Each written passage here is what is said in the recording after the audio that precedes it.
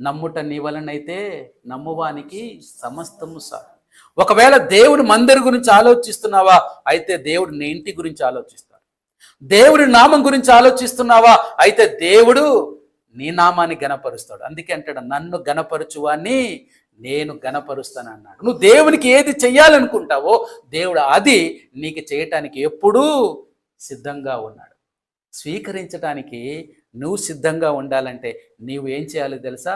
మనసు మారి రూపాంతరం చెందాలి, క్రీస్తు వలె మారటానికి. నేనంటాను, ఒక కోరిక ఉన్న చాలు. దావీదు కట్టాడా మందిరం? కట్టాడా? కోరిక మాత్రమే కలిగింది. కోరిక కలిగితేనే దావీదును, ఎందుకంటే వదిలిపెడితే దావీదు మందిరం కట్టేస్తాడు, అనుమానం లేదు, అసలు ఆగడు. అయినప్పటికీ సొలొమోను పుట్టిన తర్వాత మందిరం కట్టడానికి కావాల్సిన ఆస్తినంతా సమకూర్చిచ్చాడు దావీదు. ఎంత ప్రేమ!